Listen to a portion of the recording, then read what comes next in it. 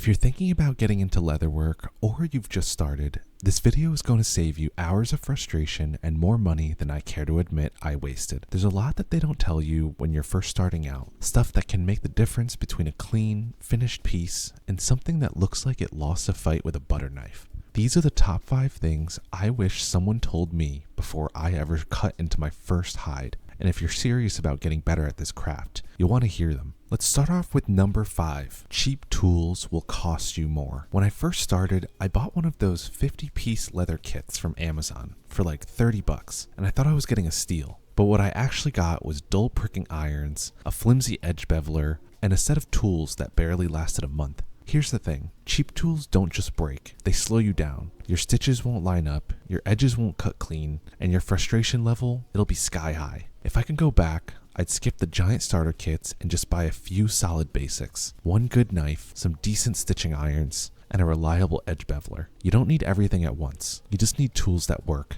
and keep working. Trust me, it's cheaper in the long run. Moving on to number 4. Not all leather is equal. This one might seem obvious, but I didn't get it at first. Not all leather is the same. There's veg tan, chrome tan, oil tan, suede, bonded leather. And if you don't know the difference, you'll waste a lot of time and money. Take bonded leather for example. It looks like real leather, and technically it is, but it's made from leftover leather fibers that are basically glued together and then coated. It's more like particle board than solid wood. It might look decent in photos or feel okay at first, but it doesn't hold up. It doesn't burnish well, and it's not something you want to build quality projects with. Even among high quality hides, the thickness, temper, and finish change how your project turns out. A 4-ounce soft chrome tan isn't going to behave like a firm 4-ounce veg tan. And if you're trying to stitch or burnish it the same way, well, good luck. Now, I always check what kind of leather it is before I buy, and if I'm not sure, I ask the tannery or supplier, and it makes a massive difference. Moving on to number 3, and this is going to be stitching is a skill, not a step.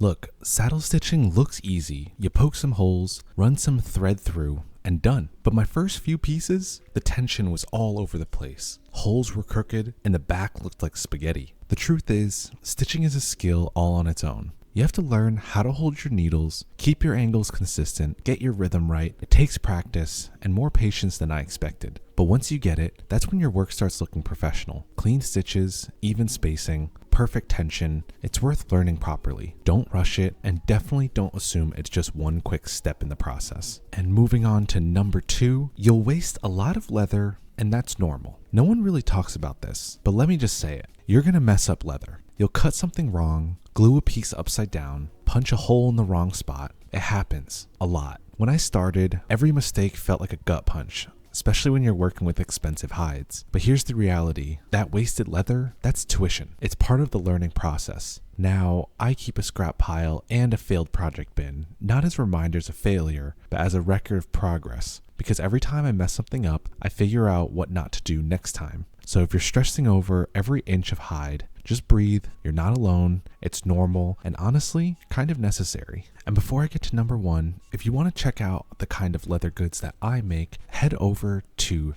puredleather.com. And last but not least, the number 1 thing that I wish I knew before starting leatherwork is that everything takes longer than you think. This one's big. Leatherworking is slow, and that's not a bad thing, but it is something no one warns you about. You think a card holder is like a 30-minute project. Cool. Now factor in cutting, marking, punching holes, saddle stitching, edge finishing, burnishing, conditioning, and fixing the mistake you made halfway through. Every step takes longer than it looks on Instagram or YouTube, especially when you care about quality. But here's the flip side. That time that you spend, that's what makes it valuable. Your customer isn't just buying a wallet, they're buying your time and your craftsmanship. Once I stopped trying to rush and just accepted the pace, the whole process got way more enjoyable. So those are the 5 things I wish I knew before getting into leatherwork. If you're just starting out, hopefully this saves you some frustration and maybe a few hides. If you've got your own wish I knew this sooner moment, drop it in the comments. I read them all, and chances are someone else can learn from your experience too.